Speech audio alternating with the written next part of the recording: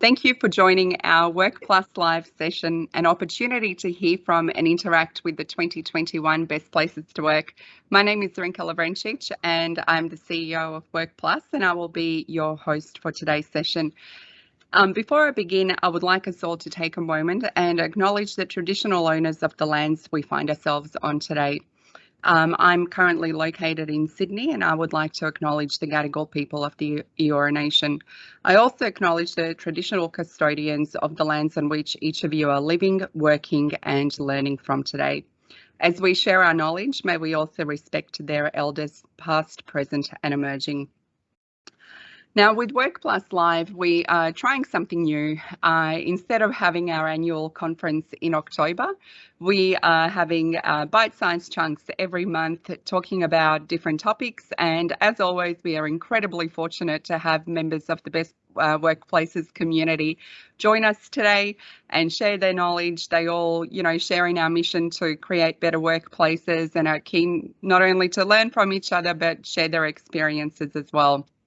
So if you would like to join me in welcoming Julie Dormand, Managing Partner at The Works, Simon Rutherford, CEO of Slingshot Media, Charmaine Lampert, Chief Operating Officer at Capital Partners, and instead of Eloise, we have Jack McLean from Bluefin Resources. So thank you all so much for joining me today.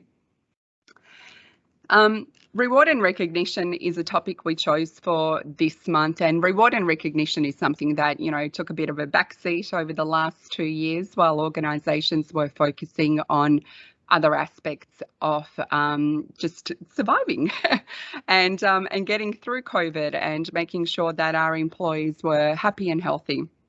But feeling valued and appreciated is a simple human need, and contemporary workplaces recognise that how employees feel about their work has a great impact on their motivation. And there is no stronger motivator for employees than understanding that their work is relevant and that it matters. When an employee receives recognition and appreciation, it motivates them to work harder.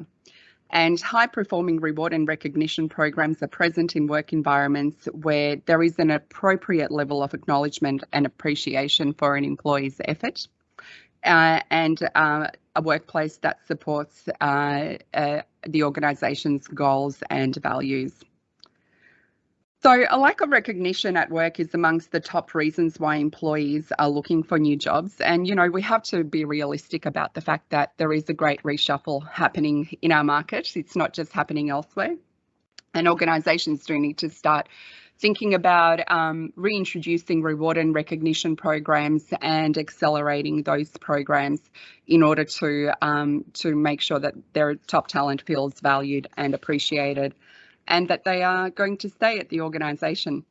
So before we begin, just a few definitions. So a reward and recognition is a system where employees are acknowledged for their performance. Rewards are monetary and non-monetary compensations that are given to employees on account of their performance to future motivate them. And recognition is the process of honouring employees' level of service. Recognition is designed to encourage repeat actions by reinforcing behaviours that organisations would like to see repeated. There are many business benefits to having reward and recognition programs. They are known to increase employee engagement.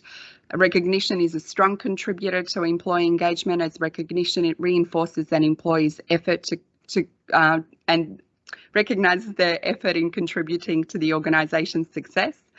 It helps organisations attract the best talent. The priorities of job seekers are changing. In this tight labour market, job seekers are motivated by more than just money. They too are asking questions, as we'll hear from Jack shortly, about what organisations are doing to recognise the contribution of their employees. It definitely aids in employee retention, as programs, whether they are top-down programs, P2P programs, bottom-up programs, and we'll talk about all of these, they do contribute to a sense of belonging and a sense of appreciation and a sense of achievement. Reward and recognition programs do impact an organisation's level of innovation. A company culture that recognises hard work, regardless of the outcome, drives a sense of psychological safety and personal investment from team members. And also reward and recognition programs do impact productivity. So when employees are motivated to work at a high level of productivity, the whole organisation runs more effectively and efficiently in reaching their goals. So Jack, you are from Bluefin Resources, a recruitment organisation based in Sydney. Are you able to tell us a little bit about the experience of job seekers in the market today? What are candidates asking their recruitment specialists when they are looking at new jobs when it comes to reward and recognition? Yeah, totally. I can do that. I think obviously I'll just start by saying, yeah, this is definitely with a lens of sort of talent attraction that I'll probably come from today. That's sort of from my lens and our recruiters as well. So I think obviously a large shift that we're seeing at the moment is candidates now wanting recognition upfront for the value that they're going to add for an organisation that they join. That could be in the way that the manager sells the role to the candidate, or the way in which they talk about the value that they're going to add to the role from the outset, and how that might link up to the purpose of the organisation. Obviously, the days of a one-size-fits-all approach seem to be numbered. Businesses are being asked more and more to be bespoke in their offering, and our candidates are definitely demanding that. I never cease to be amazed by just the level of detail that our candidates are now really looking for in what that reward and recognition is going to be. So this could include obviously things like flexibility, which is really topical at the moment, as well as, I think you'll hear me say it a bit, articulated, so really well articulated and structured, say, career path programs or the reward and recognition program itself. Obviously, upfront recognition at the moment is absolutely playing out in remuneration. It's becoming a considerably large topic with our candidates, and they know and understand that in many verticals are incredibly hard to find resource at the moment.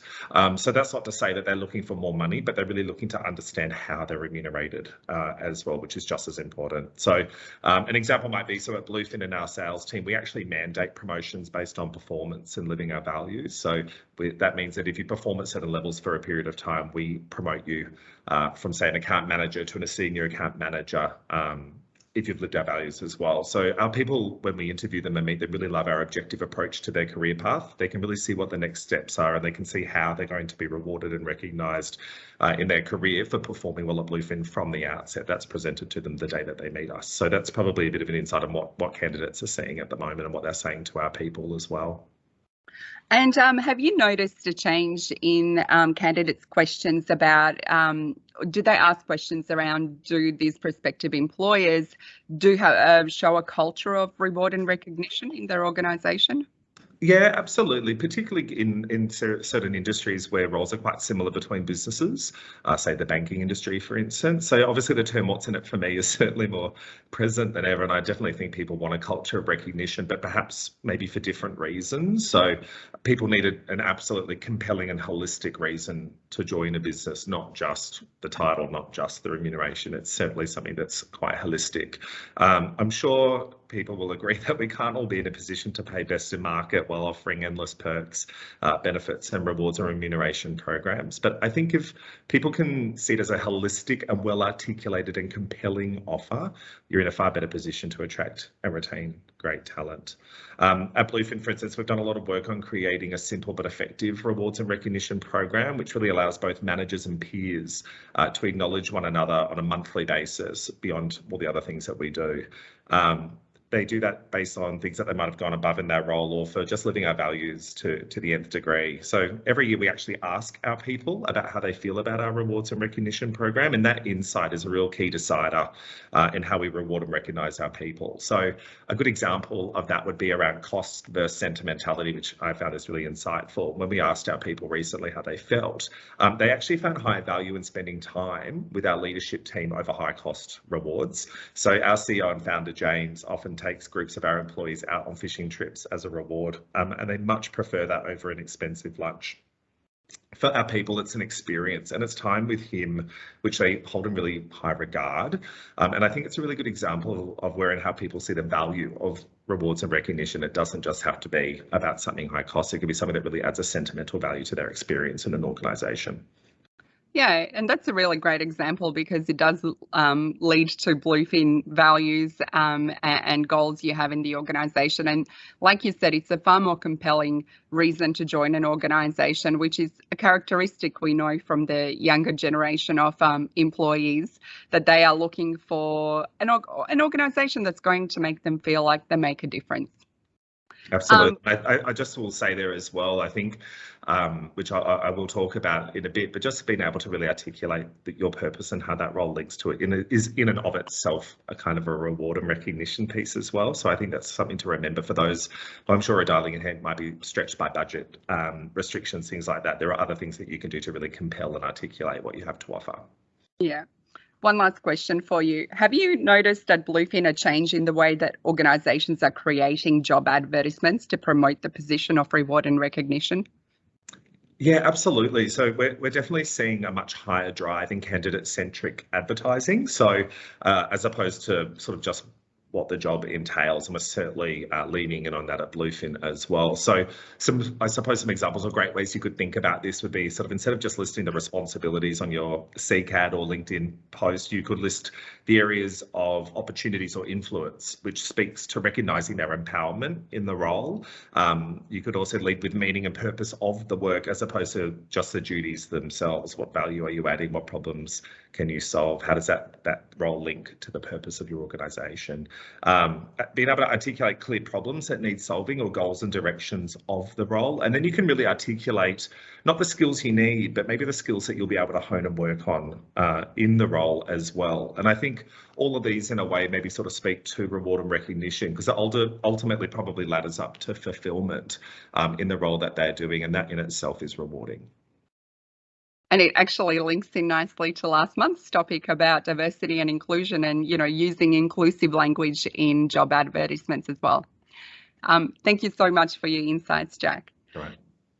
So if you're thinking about your reward and recognition programs you have in place, so you're thinking about introducing new ones, we have a really simple framework you can think about when designing programs and implementing programs. So the first thing we need to do is to think about this program, a particular program you would like to implement, and set a strategy for it.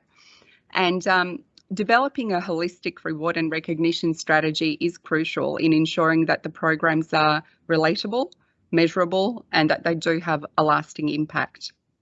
In order to be recognised, employees will alter their behaviour to the desired behaviour. And if these desired behaviours are aligned with the organisation's goals, then the organisation will achieve these goals quicker. And any new recognition program must be defined in how it's going to support either goals, performance, behaviours, values.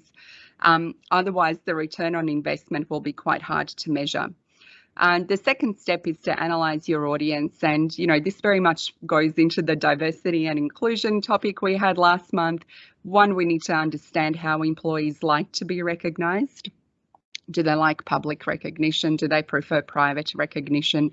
What are their motivators? What's going to drive them?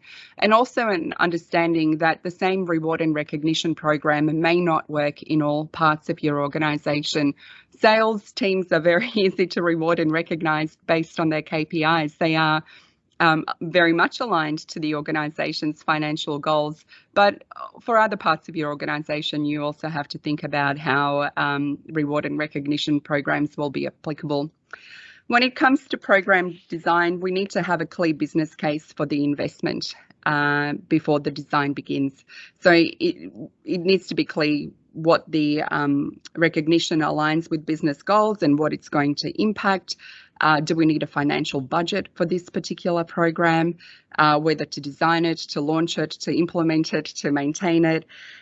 We need to give consideration to the execution, governance and criteria.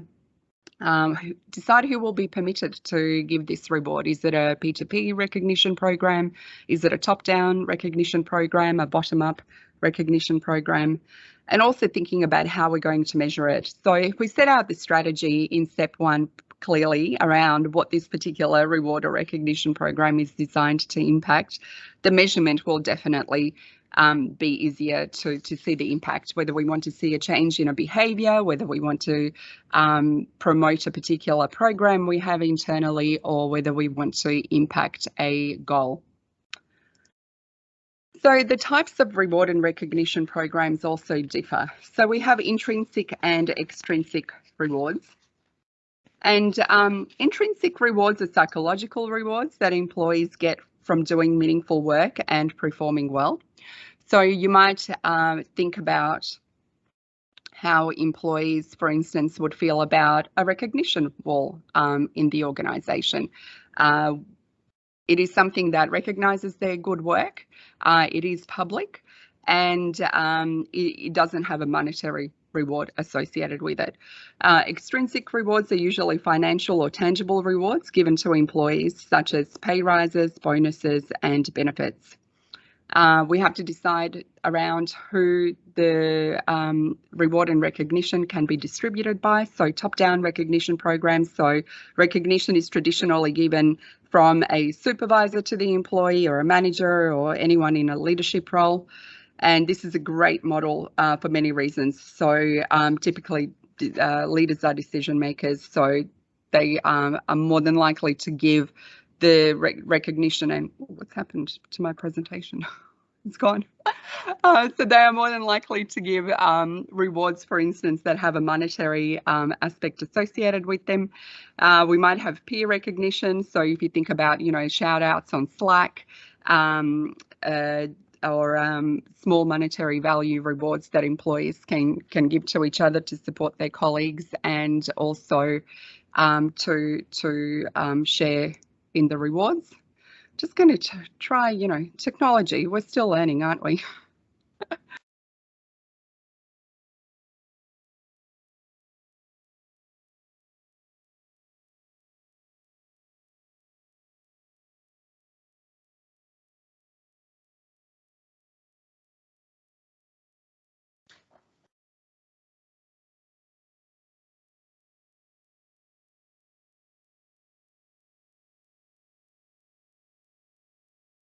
I think Zarinka might be on mute.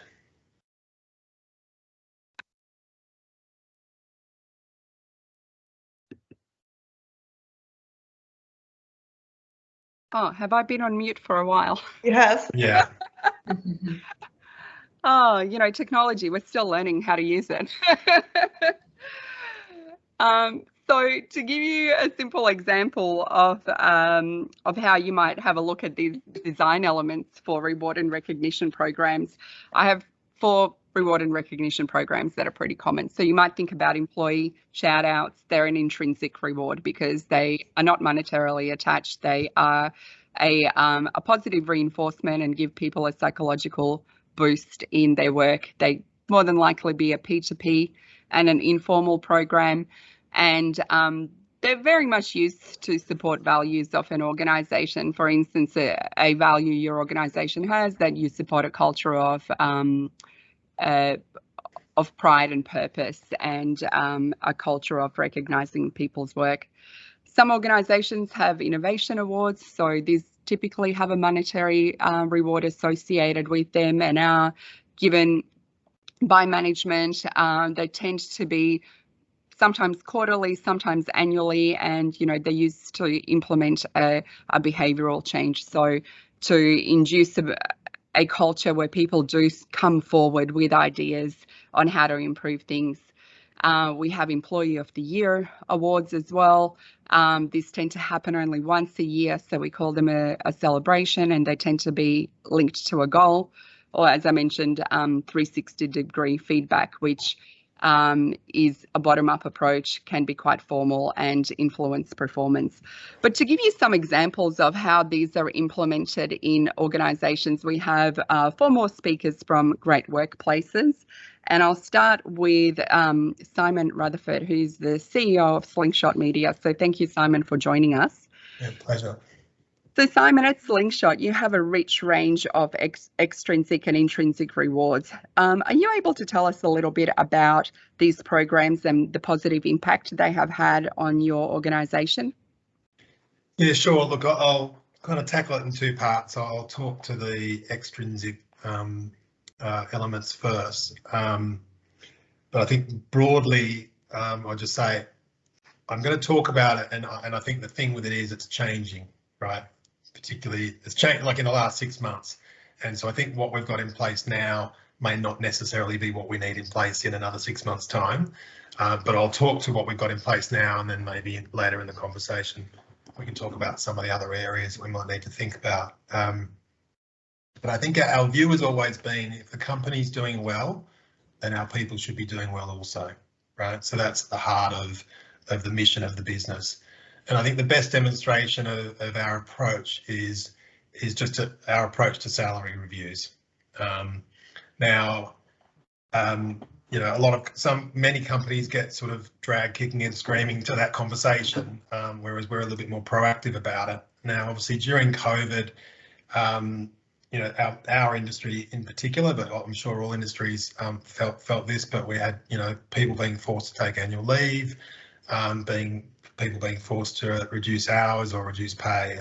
And I think our industry was 74% were forced to take annual leave and almost 50% were forced to reduce hours or take pay cuts. Well, during that time, we didn't do either of those things. So we retained all our staff, everyone was on full pay, but we actually engaged them in helping the business and our clients work on revenue generating initiatives that would move the business forward and get us out of COVID quicker. So I think we got a lot of traction in the business and loyalty from our people because we really looked after them through that period and coming out the other side. And then obviously, even during COVID, there wouldn't have been many businesses, if any, that would have been giving people a pay increase. But we did have a couple of people that were deserving of that. And we actually did do that during COVID, which would probably go against, you know, the norm. And then I think coming out of COVID, we were, I don't know whether we, you know, don't call me Nostradamus, but we knew that coming out of COVID that organisations that did lose people would be staffing back up, and that we wanted to make sure as we went out of COVID that we were paying our people what they were worth in the current market. And so we did a full review across the agency at all roles to make sure that what we're paying people was commensurate with what they should be being paid in market. And so again, that was very much a proactive front foot conversation. And look, we don't get it right every time, but I think our people know that we're very proactive when it comes to reviewing their salaries and rewarding them. And you know, I think it was touched on before that people having clarity around what their next move is and what the salary brackets are and what they could expect if they continue to do the work that they're doing. And we've not necessarily been massive around reward schemes, but we do have a couple of roles in the business that are not necessarily sales roles, but like performance or trading type roles. And we have client incentives that are linked to those roles. So it makes sense for us to reward some of those people for their efforts and in delivering great results for those clients that are paying us incentives for that. So we do a bit of that, and then I think the other area is more surprise and delight, because I'm not a massive fan of structured programs. I think we touched on it before that you know, everyone's different, and what's going to motivate one person may not necessarily motivate another person. So we have a number of levers that we pull depending on who the person is and what's going to motivate them the most. So we obviously celebrate tenure, and you know, we've given people trips to Bannister's at Port Stephens or Sangoma retreat at Bilpin. So they're experiences that they wouldn't normally have thought that they might be able to achieve, but if they've got a major tenure, you know, a 10-year celebration or something, we would do something like that, which is just us showing our appreciation. We have a number of other ad hoc sort of gifts and rewards that may be small, but it might be, you know, a Westfield gift voucher to say thank you. I know you've been putting in the extra work, or you've worked on a pitch, or might be a spa pass or something like that. And we encourage the team leads to reward great effort. So they've got the flexibility to dish out those rewards as and when required, and their own budgets around that. We also give people extra days off. So we, as an agency, we sell time. So we track everyone's time down to quite a finite level. And we're not just doing that from an understanding of the time that we're spending on clients, but also have we got people that are overworking? So if we've got people that are overworking, can we address that either by putting some additional resources there, or indeed just giving people a couple of days off, right, because they've been working extra hard? And we look at that on a weekly basis. And then probably the last bit is, our last piece that I can think of is just extra leave. So I looked at it the other day, and over the course of the last 12 months, we gave the business 17 days of extra leave across the year. Now, obviously, that was made up of a few things. We had wellbeing hours that went across 17 weeks, where people could take 3 hours of wellbeing time, because we wanted people to be setting boundaries around their mental health during that period. Obviously, that was over lockdown. We then gave everyone a freedom day, and then we've just come off the end of summer hours. So over the last 12 weeks, everyone's been having from 1 o'clock on a Friday, we kind of finish for the week. So those are all, they're not necessarily monetary benefits, but they are certainly benefits that really mean a lot to our people. And then generally at Christmas, we gift everyone 3 extra days during the close off period. So the combination of all of those things is like 17 days. And I guess those rewards are our way of saying, excuse the dog barking in the back, but that we know how hard you're working, and we want to acknowledge and say thanks for all the effort. So I think the ad hoc rewards tend to work much better than the sort of monetary and other things, personally. Not for all people, but generally. And then from an intrinsic perspective, the main thing that we have is we have an awards program called the Propellers, which is all about propelling our clients and our people further faster, which sort of links back to our mission. And it's about showing recognition and appreciation of each other. And so it's a really important part of our culture. So on a weekly basis, we're fostering people for peers to reward peers for great work, for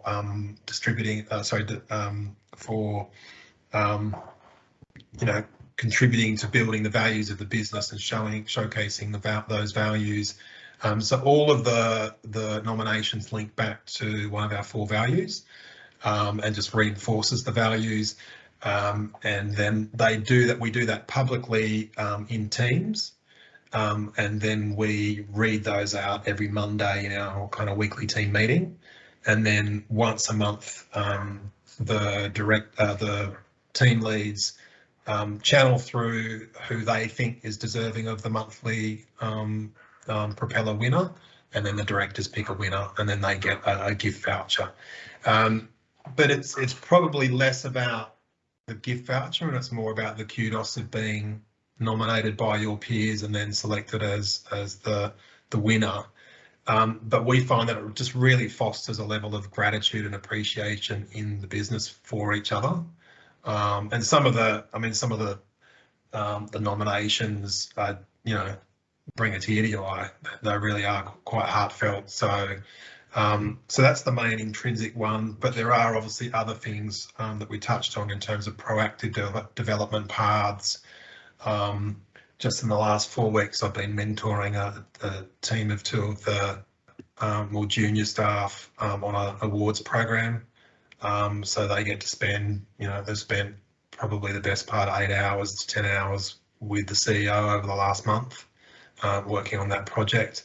And they're all sort of not necessarily monetary things, but things that really motivate people in the business.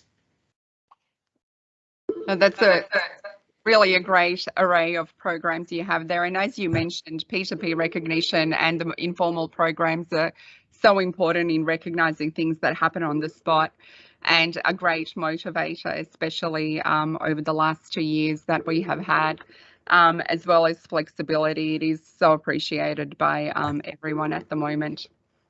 So one of the other factors that really impacts the success of reward and recognition programs is the frequency of them. And one way to categorise this is into 3 tiers: formal programs, informal programs, and celebration programs. Alicia, Jets Fitness has quite an extensive range of reward and recognition programs. Can you tell us a little bit about the structure you have in place to categorise the rewards? Yeah, absolutely. So I think both Jack and Simon touched on it, but I do just kind of want to acknowledge the last couple of years.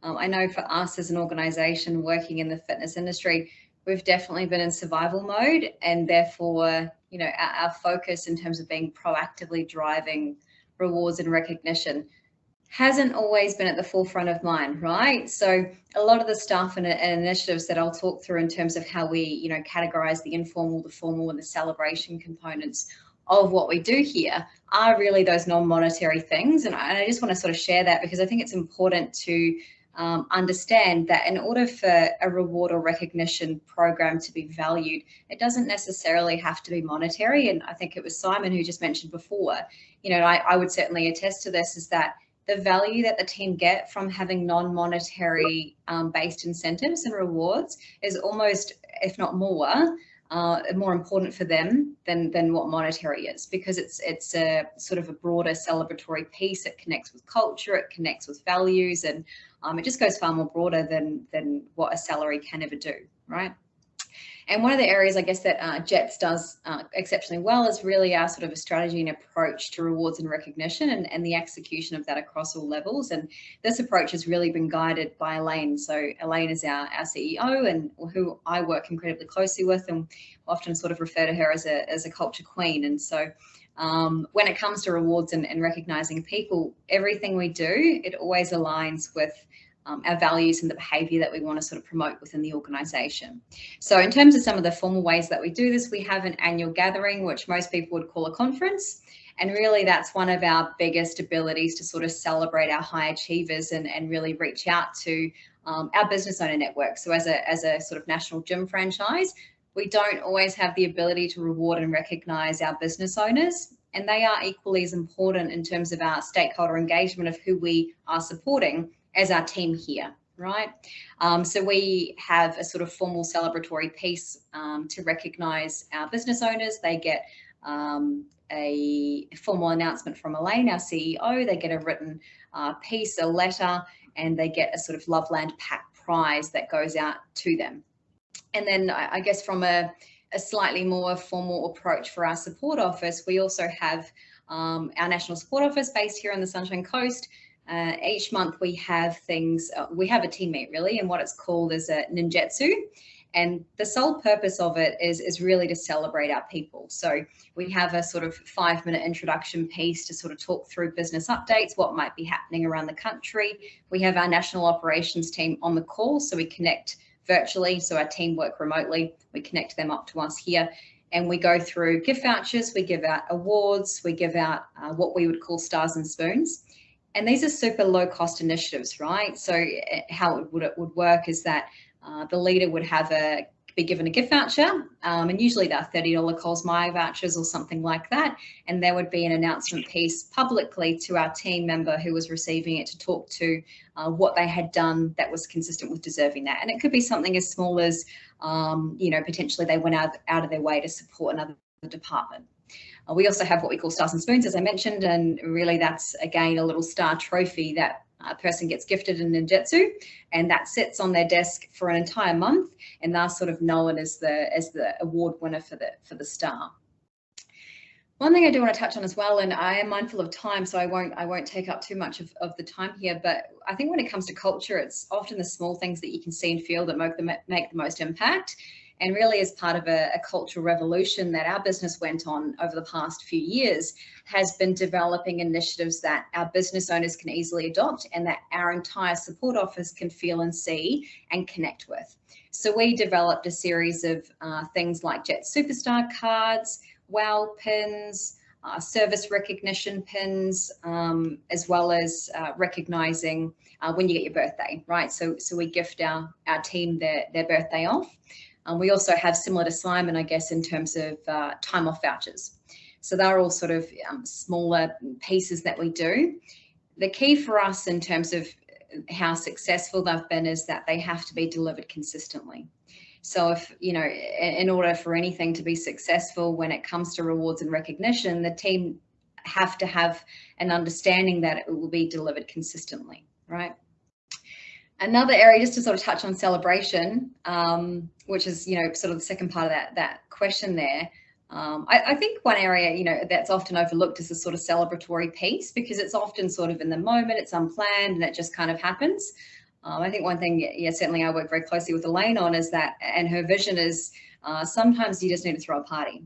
And definitely Jet's culture promotes that kind of frivolous fun. However, there's always a strategic intent or outcome behind it. You know, in the past, we've had end of financial year parties, we've had Olympic themed bowling events, cocktail making parties, Melbourne Cup events, and these by no means have been extravagantly planned events. They're often in-house. We do all the catering ourselves, so that we aren't in a sort of frivolous environment to sort of be spending a lot in that space. But celebration, you know, it does need to happen, and sometimes we do that kind of frivolous piece of it. Another sort of celebratory piece that I think I'm quite proud of that we do here in the business is we have goal setting sessions, and we call them love life plans, right? So you have your sort of love life plan, you talk about, or you write down your goals and what they might be, both personally and professionally. You then share that with your leader, and as you achieve those milestone goals, big milestone goals, like it could be buying a house or buying a new car, you know, whatever that might be for a person, you get a reward or a sort of bespoke gift for that goal being achieved. So Michaela, as an example, a colleague of mine, she recently purchased her first car, and so we got her a little keychain, right? And it's just a sort of a connection piece to really celebrate that person achieving something amazing for them, and something that really mattered for them, right? I could definitely talk for an incredibly long time when it comes to reward and recognition, and by no means are we perfect. But our strategy has always been on giving people what they need when they need it, and ensuring that that is delivered consistently across the journey of their life with us here. And yeah. I think you touched on something really important, is that the rewards and recognition programs need to be consistent. So, you know, if we say that something's going to happen every year, it does happen every year, irrelevant if COVID is around, or if something happens on a weekly basis or a daily basis, that we do follow through, because this is all used to reinforce behaviour. If we're asking employees to reinforce the behaviour, then we have to display that as well. Julie, at The Works, you have a unique approach to reward and recognition based on a positioning of be significant. Can you tell us a little bit about this approach? I can. Hi there. It might be worth me starting by explaining Be Significant, how we got there. So we started out with research into our industry, which is advertising. And there were a few key points that came out of that guided us. So one is that a third of our industry professionals see the industry as not adding value. So we're an industry that 10 years ago people would join because it's fun and creative, but actually the fun side of it isn't as important anymore as the adding value. We also had research that showed that a lot of the people in our industry are under a lot of pressure. And we think that's about the business putting pressure on them or clients, but actually the biggest one was about them putting pressure on themselves, because people in the industry tend to be highly ambitious, driven, achievement orientated people.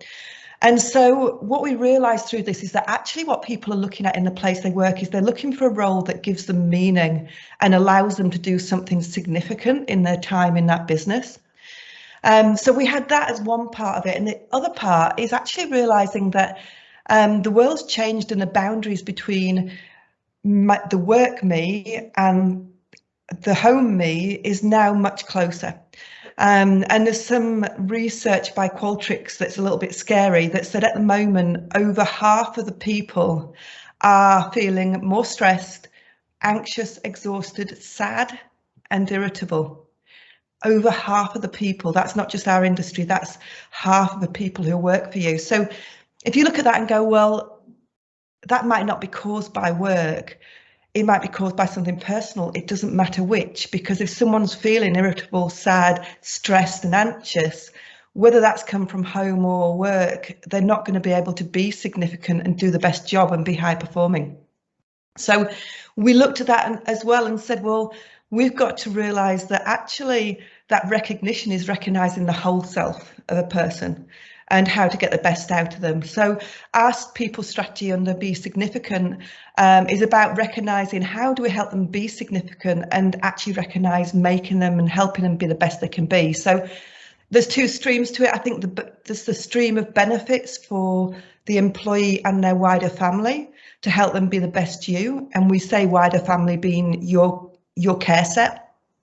And the things that come under that are we've got an employee assistant program, which is a free counselling service, confidential, and it's for you, but not only you, it's also for your family, because we know if your family's not having a great time, that's stress and anxiety, you're bringing that to the office with you. We've got a FlexiWorks hybrid working model where we're not enforcing anybody to come back to the office, but we've got a connection day once a week. And our philosophy is make the office an experience like the best restaurant in town. You know, the best restaurant in town people are queuing to get to because it's good vibes, good people, good food, good energy.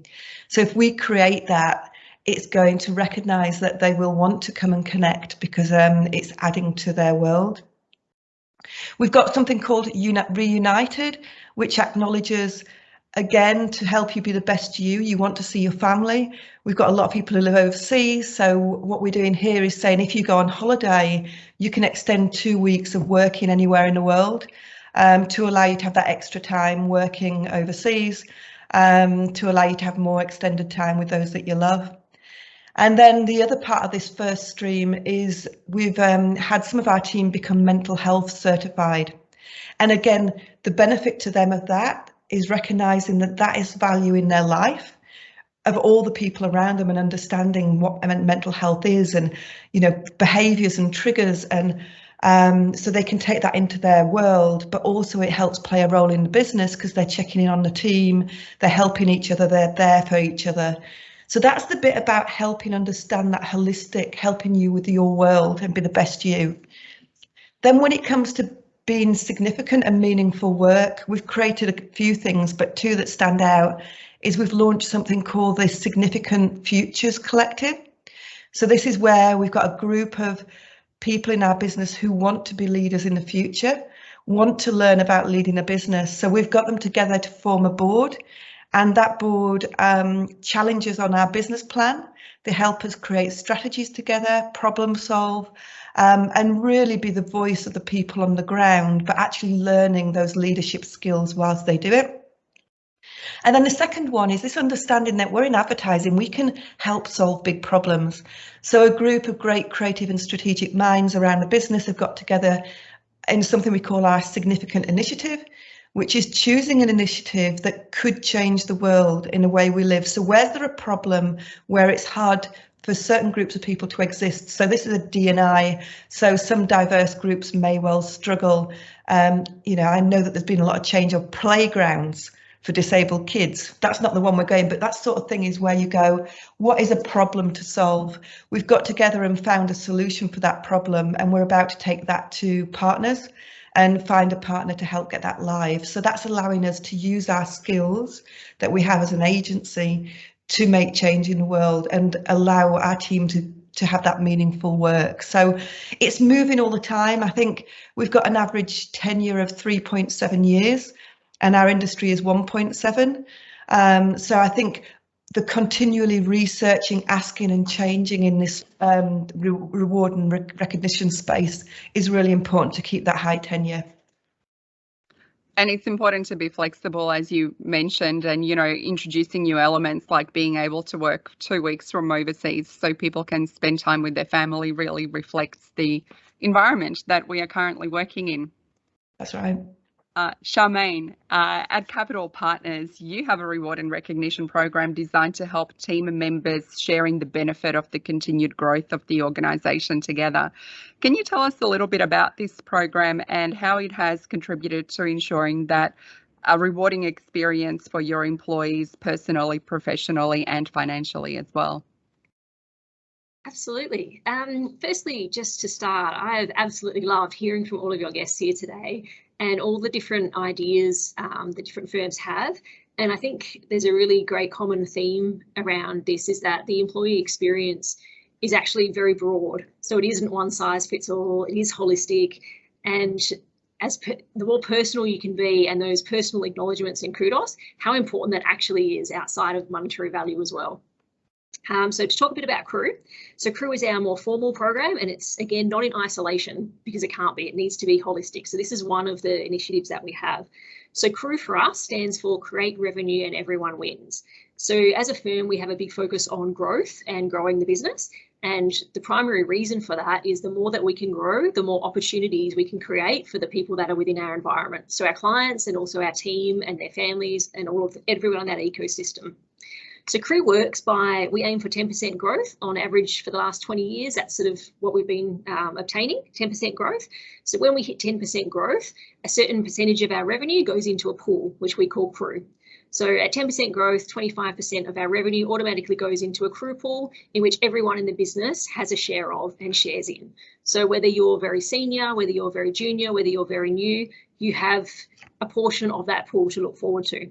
The more that we grow, or the higher growth rate we have, the more that gets contributed to that pool, so everyone achieves a little bit more. So team members might start with, 2,000 units in the pool, or 10,000, and all the way up to 20,000 units in the pool. And that really comes down to our big focus on growth. The reason that we've focused on CREW and a formal program in this sense is that we found that we've always had bonus programs, sort of formal bonus programs in the firm.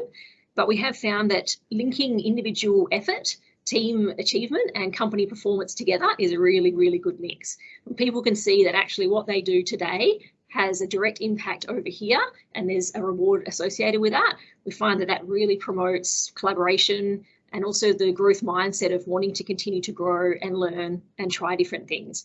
So culturally, we are a growth mindset firm. And so CREW seems to really feed in and make sure that we're all contributing and that we can really make a difference.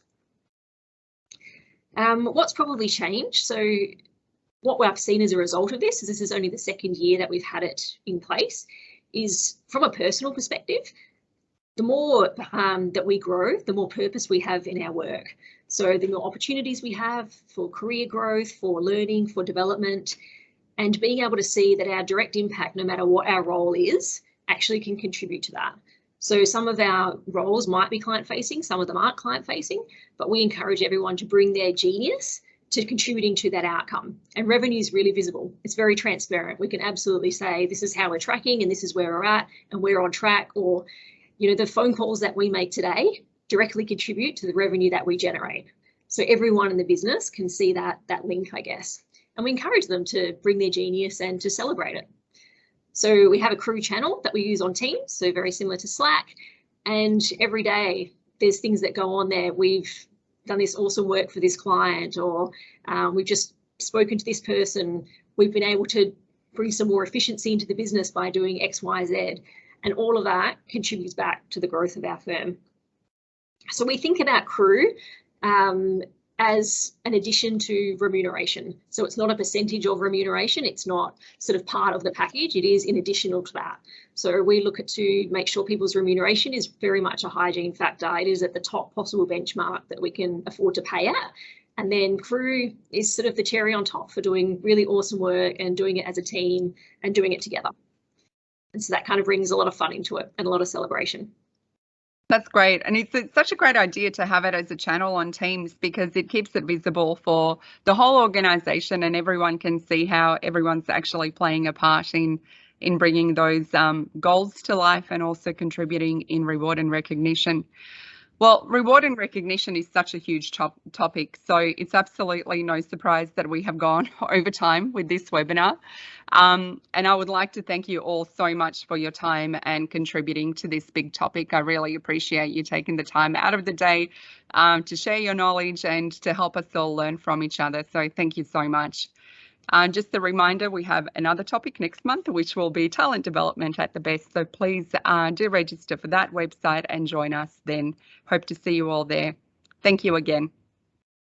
Thanks, Sarika. Thank you. Thanks, everyone. So we've had a bit